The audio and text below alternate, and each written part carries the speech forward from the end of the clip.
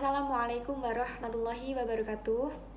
Sebelum saya memulai presentasi analisa kasus pidana anak di dalam mata kuliah hukum klinis, izinkan saya memperkenalkan diri.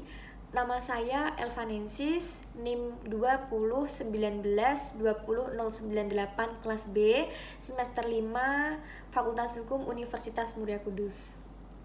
Langsung saja, saya akan mempresentasikan hasil analisa saya dalam kasus pidana pada anak tentang pencabulan, yang dimana kasus ini pelakunya adalah Andi berumur 13 tahun dan korbannya Bunga yang berumur 8 tahun.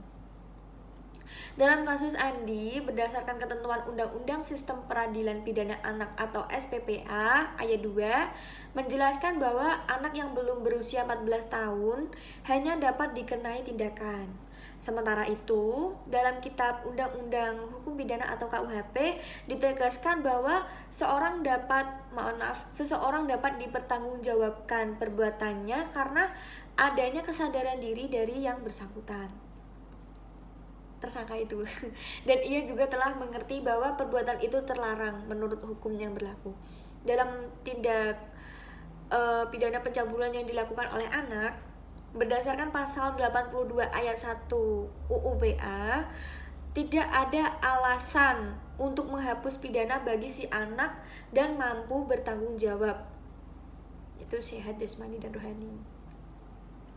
Ada lagi dalam Undang-Undang Nomor 11 Tahun 2012 tentang Sistem Peradilan Pidana Anak, dalam pasal 1 disebutkan di angka 2, anak yang berhadapan dengan hukum adalah anak yang berkonflik dengan hukum, anak yang menjadi tindak pidana anak, dan anak menjadi saksi tindak pidana. Angka 3, anak yang berkonflik dengan hukum yang selanjutnya disebut anak adalah anak yang berumur 12 tahun tetapi belum berumur 18 tahun yang diduga melakukan tindak pidana. Langsung ke intinya, kalau menurut saya berpendapat bahwasanya apabila usia anak di atas 12 tahun tetapi belum 14 tahun, maka ketika melakukan tindak pidana, sanksi yang dijatuhkan hanya beberapa tindakan, paling lama setengah dari pidana orang dewasa. Pasal itu di pasal 69 ayat 2 Undang-Undang Nomor 11 Tahun 2012 tentang Sistem Peradilan Pidana Anak. Jika tindak pidana dilakukan oleh anak berusia 9 tahun sampai 13 tahun, disarankan kepada hukum untuk mengembalikan anak kepada orang tua atau walinya dengan tanpa pidana. Itu saja hasil presentasi dari saya.